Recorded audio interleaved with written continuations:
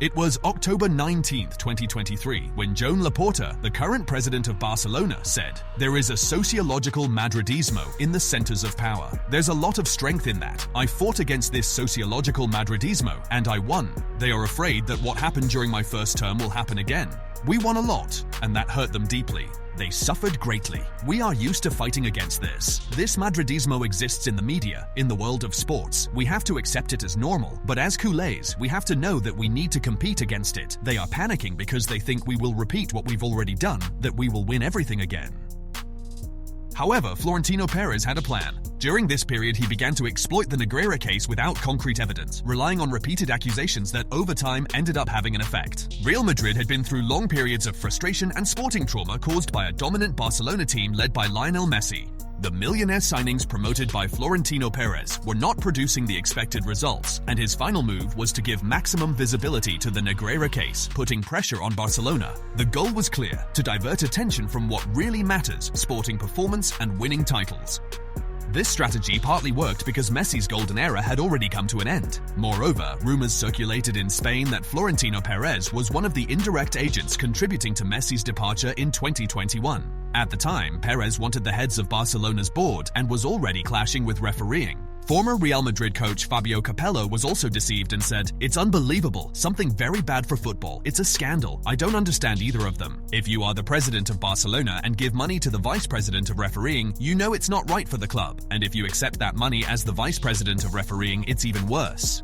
Puyol was part of Guardiola's dominant Barcelona, but the team's legacy was questioned by the Negreira case. The former captain rejected allegations of referee favoritism, stating that he had never seen any help from referees. On the contrary, Real Madrid was the club that benefited the most. In the 2023-24 season, Real Madrid beat Barcelona 4-1 in the Supercopa final held in Riyadh before the 2024-25 season began. They also defeated Barcelona 3-2 in La Liga, with a decisive late goal from Jude Bellingham, helping Real reclaim the top spot in the championship and eventually won La Liga. Now, Florentino Perez and company could smoke cigars without a care. The plan seemed to be working perfectly. Hegemony was established, control appeared absolute, until everything changed in the 2024-25 season with the arrival of Hansi Flick as Barcelona's head coach. But first, regarding the scandal, Negreira, Laporta said, "No matter how hard they search and lie, they will find nothing. We don't want a state behind us, nor millionaires controlling us. Our history is our identity, out of respect for our essential institutions and the older generations. When we go to Madrid on business, we realize that there is a sociological Madridismo in all powers: financial, political, media, and sporting. Sociological Madridismo sees that youth football can reveal new players like Araujo, Balde, Gavi, Fermin, Lamine. They are the promoters of this conspiracy meant to destabilize us and destroy one of Catalonia's most distinctive characteristics. We will win this legal process. We will be acquitted sooner or later. I have bad news for sociological Madridismo. We will replicate the best Barca in history." It seems Laporta was predicting what was to come. Under the new leadership, Barca not only returned to competing but dominated and humiliated Real Madrid in El Clásico.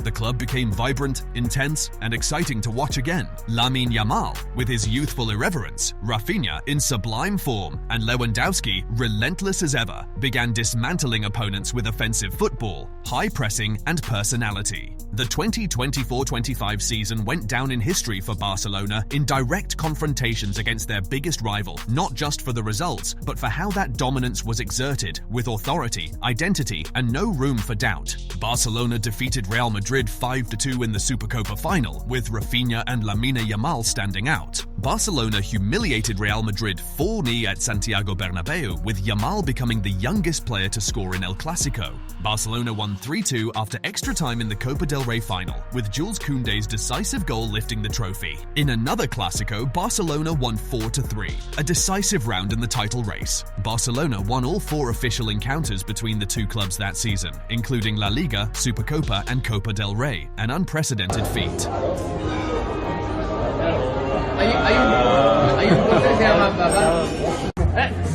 The best season of the world.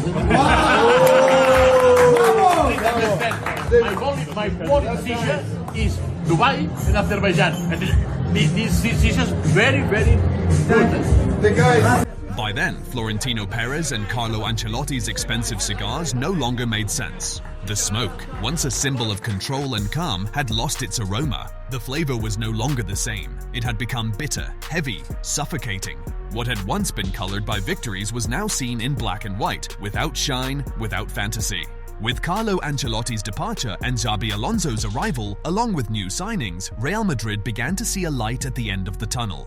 Mbappé, hungry for history, appeared determined to break all of Cristiano Ronaldo's club records. The start was promising. Madrid took advantage of Barcelona's numerous problems with almost the entire squad sidelined and even managed to take the top spot in the standings. However, despite the results, the football on display was not convincing.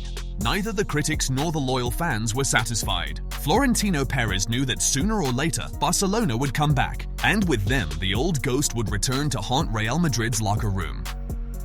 So Florentino acted. He reactivated the plan to destabilize Barcelona, bringing the Negreira case back into the spotlight. At the same time, he once again used RMTV as a tool of pressure, intimidation, and wear, attacking and influencing referees before and after matches, always for his own benefit. Florentino Perez used Real Madrid's General Assembly to attack Barcelona, directly linking the club to the Negreira case and claiming that payments to the former vice president of refereeing compromised the integrity of football. He cited statistics on red cards to suggest referee favoritism toward Barca, highlighting a significant discrepancy in favor of the Catalans during the Negreira period, and also criticized La Liga and Javier Tebas. Perez extended his criticism beyond Barcelona, attacking the overall quality of Spanish refereeing and the perceived hostility toward Real Madrid. The level of Spanish refereeing is also unacceptable. It's a shame that FIFA didn't select a single Spanish referee for the recent Club World Cup, he said. The world knows that Real Madrid's worst nightmare is Barcelona, and they are doing everything in their power to destroy Barca. Not everyone believes Perez. Francisco Soto Balirac was confirmed as the new president of the RFEF Technical Referees Association, replacing Luis Medina Cantalejo, who was dismissed following controversies in the previous season. Soto stated that he is focused on a new era and leaving recent controversies behind, such as the Negreira case involving Barcelona and Real Madrid's RMTV videos, although Barca was cleared of sporting corruption. "I didn't see Negreira, and I don't know him. This is a new era, a new heir. It doesn't make sense to get into something that is already in the courts. It was an isolated situation that we need to move past. We won't find a solution by talking more. Our office will be open to all clubs," said the new CTA president. Not satisfied, according to the newspaper AS, Perez attacked Barcelona again. As you well know, the extremely serious situation that occurred with the Negreira case over almost 2 decades deserves justice. It is completely incomprehensible that institutions left Real Madrid alone in this fight. How is it possible for the head of refereeing to ask us to forget this? How can we forget the biggest scandal in the history of football? How can the RFEF and La Liga behave this way? They have a duty to ensure integrity. The Negreira case is the most serious case in football today. Last week, Joan Laporta testified in the ongoing Negreira case. During the hearing, he was questioned by Real Madrid's lawyers, acting as private prosecutors. The capital club was outraged by La Liga's and the RFF's silence and passivity as their legal representatives asked few or no questions. Real Madrid interpreted this as a lack of interest in clarifying the case. The Negreira case progressed with testimonies from Joan Laporta, Ernesto Valverde, and Luis Enrique, all as witnesses. They provided clarification regarding the payments made to José María Enríquez Negreira, former vice president of the CTA. Laporta stated that the payments were solely for technical reports, denied any intention of referee favoritism, and said that Barcelona at the time did not need favors. He also declared having no personal relationship with Negreira and explained that the payments were inherited from previous administrations. The absence of documents from his first term was justified by an internal protocol for destroying files after 5 years. Valverde and Luis Enrique, in turn, said they had no knowledge of refereeing reports and stated that such material did not influence their work at the club. These attacks from Real Madrid aren't new. During the 2023 General Assembly, after the prosecutors decided to press charges against Barcelona, Real Madrid announced that it would join the case as an injured party, sparking strong reactions in Catalonia. Florentino Perez said, "It's not normal that nearly €8 million were paid to the vice president of the referees committee over 20 years. That's why the club filed a complaint. Not only that, that's why we were admitted as an injured party. This is a case of enormous gravity. Enormous." However, at that time, no evidence of sports corruption was found. Judge Joaquin Aguirre concluded that there was no influence on match results nor any referee bribery, treating the case purely as a possible tax issue. This shows that there is no concrete evidence to support Real Madrid's pressure against Barcelona. In fact, Florentino Perez is desperate to win titles again, and the only way to do that is to attack Barcelona through the Negreira case to destabilize the club, as he has done in the past. Real Madrid only remained calm while everything went their way. When Barcelona regained dominance and Laporta broke with Florentino Perez's project by aligning with UEFA, Perez reacted furiously and returned to the attack. For him, there is only one thing that matters: titles. Recently, he criticized decisions in Real Madrid matches and suggested that some clubs may have been relegated due to the Negreira case, labeled as systemic corruption. However, former Barcelona president Josep Maria Bartomeu testified that many conspiracy theories about the case were debunked, clarifying that the payments were for consulting services and referee reports with no connection to federation decisions. Any link between Negreira's departure from the federation and the end of his son's services was also denied. Finally, it was reinforced that the titles Barcelona won during that period were earned on sporting merit, with a historic team and the best player in the world, Lionel Messi. And do you think Laporta stayed silent in the face of Real Madrid's defamation? No, he responded directly to every attack. 2 years ago, Laporta said, "We paid for referee reports, not to pay referees. I don't know Negreira personally. This started during Núñez's time. We all knew him. It was a technical and refereeing consulting service. They can't prove they were buying referees. Real Madrid isn't behaving well. They're being cynically unacceptable. What Madrid TV is doing is a disgrace. If they have any decency at all, I don't understand how they can do this. The refereeing committee and the federation should take action. I've always been against VAR. It kills spontaneity. If one referee makes a mistake, imagine 5 or 6. I've always said that. Misusing VAR hurts referees. Real Madrid is one of the clubs that has benefited the most from VAR. It's true. Real Madrid is the club that has benefited most from refereeing. We are fighting against those who support the Negreira case. They condemned us before even judging us.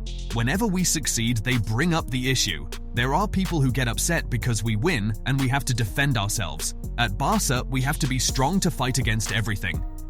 Recently, Laporta responded to Florentino Perez. Real Madrid's obsession with Barcelona is like Cristiano Ronaldo's obsession with Lionel Messi. Real Madrid represents power, and Barca represents freedom.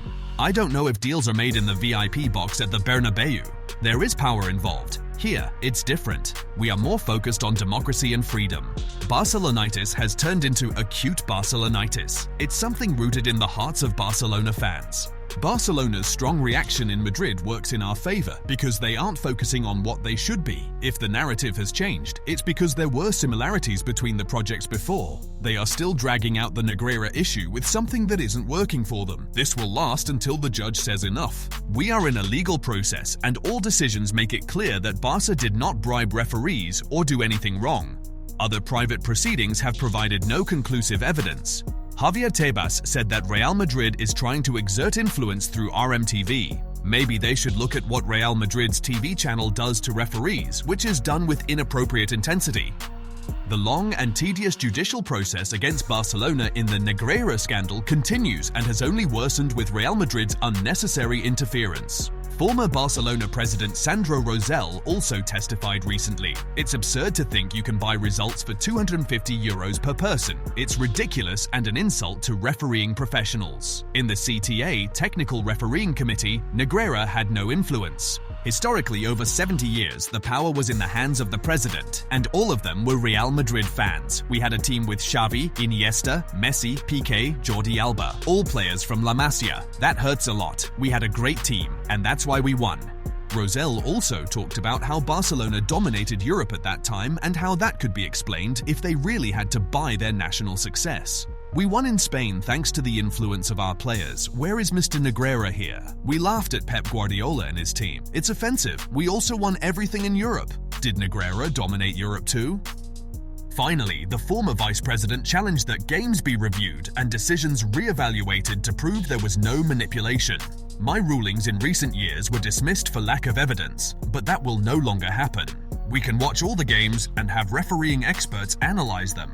2 years ago, Piqué said, "It's scary that people say we won because of refereeing. There's an attempt to distort history to tarnish our achievements. They are in the middle of the process, and in the end, it will be possible to explain it better. The narrative is being inverted." Sociological Madridism? This is a country with more people from Madrid than Barca. We will always be the ones standing on our side and wanting to cause trouble. These baseless accusations from Real Madrid do not harm just Rosell, but everyone who has contributed to the club's glory, and above all, the fans. Questioning historic achievements retrospectively is a direct attack on the memory and collective effort that built this legacy. If the challenge is to review matches, then it should be taken to its logical end. It would be equally fair to ask Florentino Perez to review all of Real Madrid's Champions League campaigns to prove that their 12 titles were not won on sporting merit, but rather through questionable refereeing decisions and behind-the-scenes favors in competition organization. What becomes clear is that this is a coordinated campaign aimed at undermining Barcelona's reputation, especially at one of the most glorious moments in its history. This is not a pursuit of justice, it is an attempt to wear the club down. Currently, Barcelona leads La Liga by 4 points over Real Madrid, and Perez is struggling to accept this situation. He is trying to manipulate the narrative surrounding the Negreira case in an attempt to gain a competitive advantage. While everyone is calling for this exhausting process to be dismissed, given the lack of evidence of corruption, the only club still dissatisfied remains Real Madrid. Nonetheless, Real Madrid will continue its role as a private prosecutor until a final verdict is reached, criticizing Barcelona, La Liga, and the RFEF for their conduct during the process. Is Real Madrid repeating the same strategy from the previous Negreira case to gain a competitive edge?